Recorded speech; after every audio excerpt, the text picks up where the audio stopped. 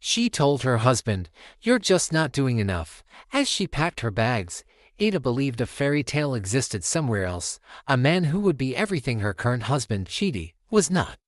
Chidi was a good man, steady and kind, but his salary was modest. And his idea of romance was helping with chores, not surprise trips to Dubai. Her friends whispered in her ear, "All men are the same, girl, but at least find one with money." The constant comparison chipped away at their foundation until it crumbled. Ada saw Chidi's love as a quiet, flickering candle. But she craved a bonfire, and she believed she found it in Emeka. He was everything Chidi wasn't: charming, wealthy, and spontaneous. He showered her with gifts and promises of a life she'd only dreamed of. The wedding was lavish, the honeymoon was a blur of luxury. For a while, it felt like she had finally won. But bonfires burn out fast, the excitement faded, and the reality of Emeka started to show. His charm turned into control. His spontaneity was actually recklessness. He was rarely home, and when he was, his phone was more important than she was. He never once asked about her day or offered to help when she was tired. He was a provider of things, but a taker of peace. The quiet, flickering flame of Chidi's love suddenly seemed like the most powerful beacon in the world.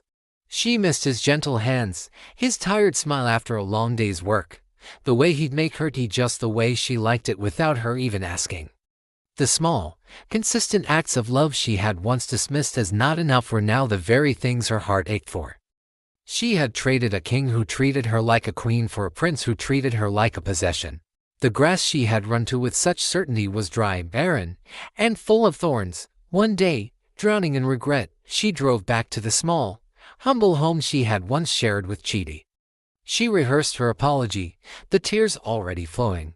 She was ready to beg, to promise she had learned her lesson, to do anything to get her old life back. But as she pulled up, she saw it. Laughter spilled from the open doorway. Chidi was on the porch, swinging a little girl in his arms, while a woman, his new wife, looked on with a smile so full of joy it broke Ada's heart into a million pieces. He had moved on. He had healed. He had built a new life on the ashes of the one she had burned down.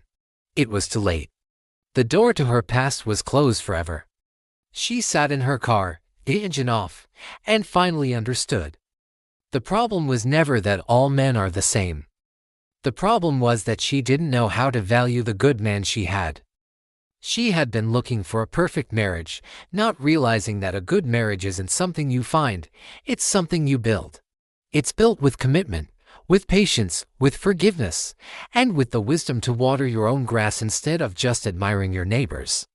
The greatest love stories are not the ones that start with a fiery explosion, but the ones that are nurtured day by day with quiet and wavering devotion.